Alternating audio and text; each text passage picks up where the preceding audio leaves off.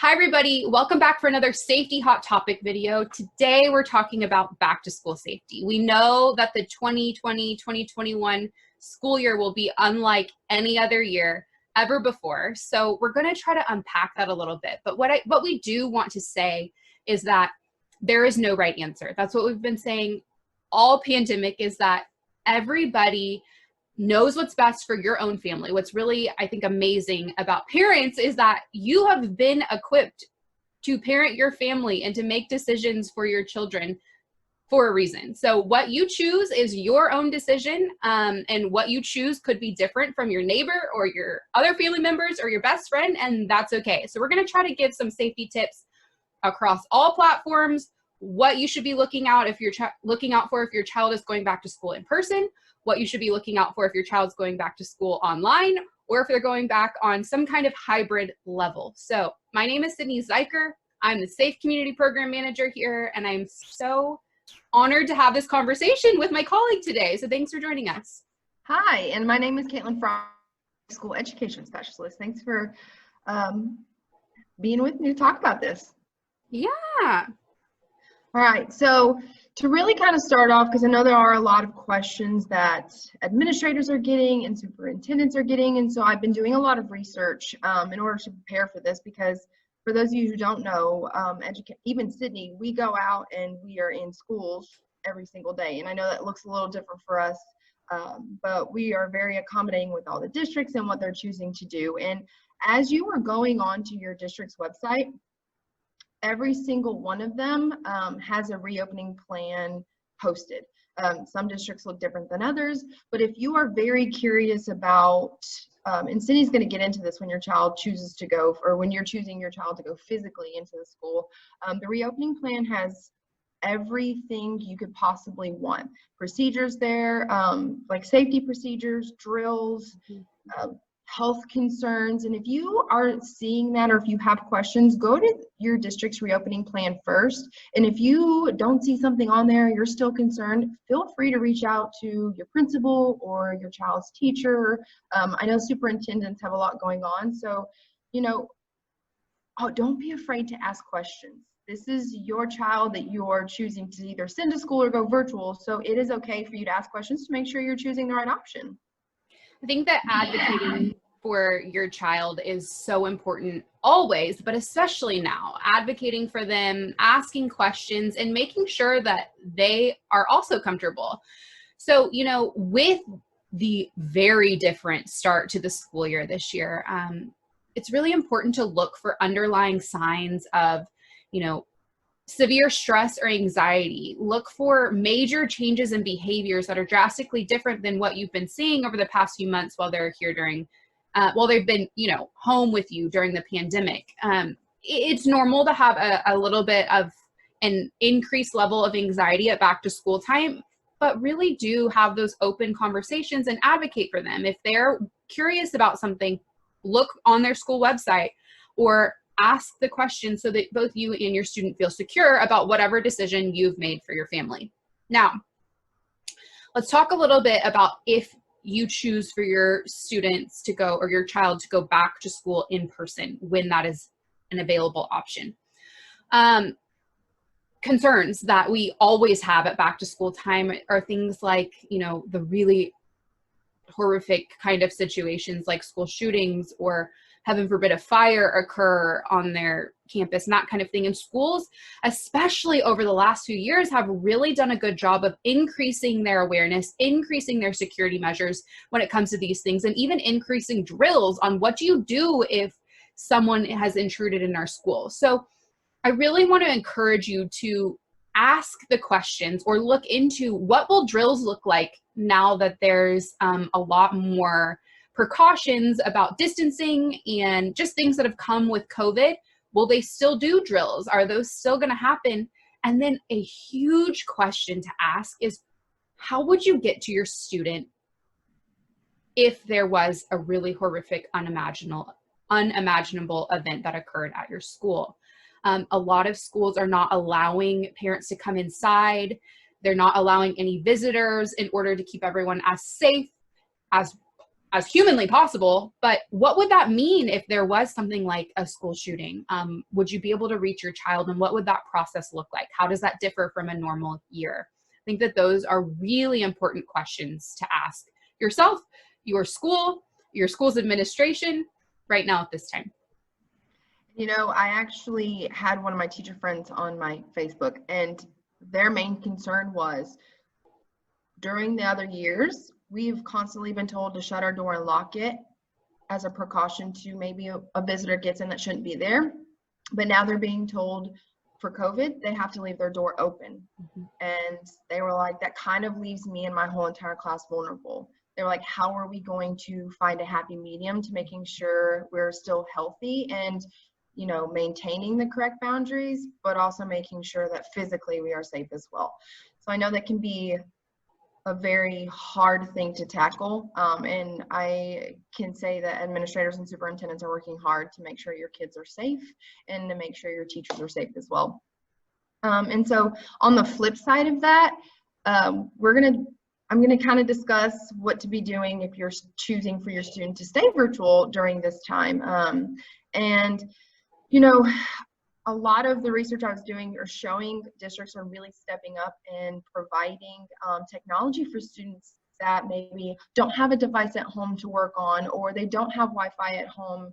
And a lot of the districts are providing school-owned devices and hotspots, which I think is phenomenal. And the fact that they are stepping up and just making sure they are also advocating for their students at their school and to do the best they can. And so just some concerns that I was thinking of when it comes to this is not necessarily concerns, but just precautions and making sure you are staying safe online. When you use a school-owned device or even a hotspot, it is okay to check the capabilities and the restrictions on those devices. I know kids at school, a lot of the school devices in the schools have restrictions for certain websites and certain capabilities that the kids can and can't do. And make sure your school-owned device at home has that as well. That way you feel a little bit more peace of mind when your student is virtually in school that day. If you don't have the ability to monitor them every single second, you at least know where they're not, you know, going online. And even with your guys' Wi-Fi or hotspots, ask the school, just say, hey, what type of security measures are in place with the hotspots you're giving us? Am I going to be in fear that I'm going to be hacked and that my information is going to be, you know, taken, kind of thing? It is okay to ask those. And just making sure, you know, one other question I thought of is, when it is time to return the school-owned device, how does the district or how does the IT department handle the information that's been on that school device?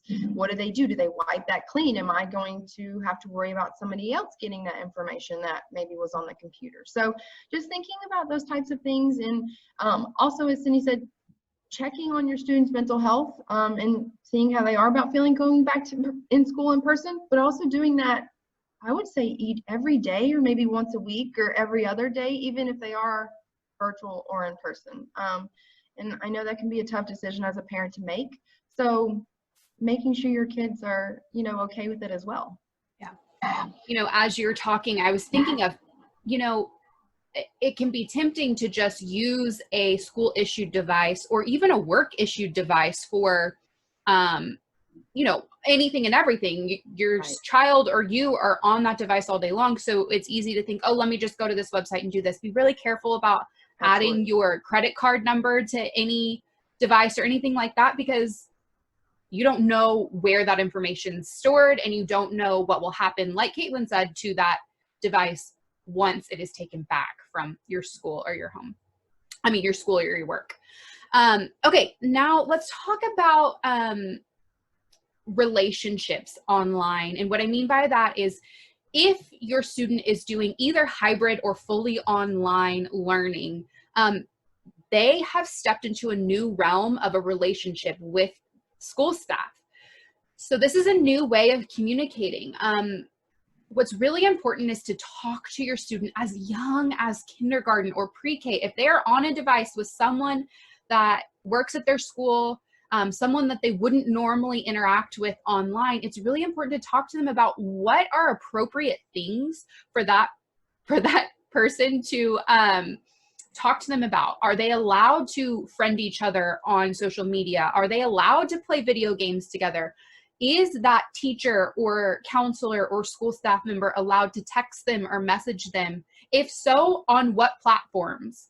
And then also talking to them about what kinds of content are appropriate for that adult to be talking to them about. It should be school-based. It should never be about any kind of real personal information, never about any kind of sexual content, anything like that. And then what should your child do if that happens to them? Are they supposed to come directly to you? How are you supposed to handle those kinds of situations? It's really important to draw clear boundaries on what is appropriate for a school staff member to be talking to them about in person and also online. Absolutely. And I know you and I bringing up all these important points, parents are probably like, oh my gosh, I have so many questions, I have so many concerns. And all I really want to say before I kind of tell you where to find these types of things is you will make it. You and your student will make it. And this year is going to go as smoothly as you allow it to go. And just don't stress yourself out and give yourself credit for even having to make these types of decisions. So if you do have more questions, or even if you just are curious, we do have back to school tips, and you can actually find these on our website, and they're available in English and in Spanish. So that's super cool. They'll answer a lot of your questions you're going to have. And again, always check your district's reopening plans. I would do it pretty on a weekly basis until school starts, because I've found that's where a lot of information is going, or even on their Twitter feed, stuff like that. We are also going to have a virtual parent packet that is going to be available for you very, very soon, very shortly actually. And if you are on our mailing list, if you aren't, I encourage that highly. You find a lot of what we're doing on there, but you will be getting a link to get that parent packet. Yes. I'm super excited about it. So our parent packet here at Crime Stoppers, what we normally do is we go out into schools or into the community and do in-person presentations on a regular basis. With the state of our world right now, that's not really possible. So we've tried to be really innovative and really creative on how to best serve our community and our families. And what we've come up with is a virtual parent packet that includes a series of videos for both you as a parent, but also your student of all ages. We've really focused on cyber safety for this. So the parent packet has information on general cyber safety, and then it also has kind of release dates for tailored videos on video game safety, social media safety, human trafficking in the internet, and mental health in the internet, as well as a list of resources that our team has compiled that are really helpful for you in these crazy times and helpful to monitor what's going on online. And then finally, it ends with some really good discussion questions that you can have with your student. And each of those is broken down by age range. So we have discussion questions to have with your really young kids, with your teenage kids, things to think of on your own. It's a really all-encompassing resource that we've tried to make as easy for you as possible. Like Kaitlynn said, you will be able to find that on our website, but really the easiest and quickest way to get information about that is through our newsletter. So you can email me, SZUIKER@crime-stoppers.org, or just go to our website, fill out our contact form, and more information will be there. As always, we were happy to present virtually. We are doing everything that we possibly can to help you and assist you and do what we can to keep our community safe. Kaitlynn, do you have any last words? Other than as pretty much what you said, we are still here, and we are willing to accommodate any district and parents, and we are still here for you. Thank you guys. I hope this was helpful. See you next time. Thank you. Bye guys. Bye.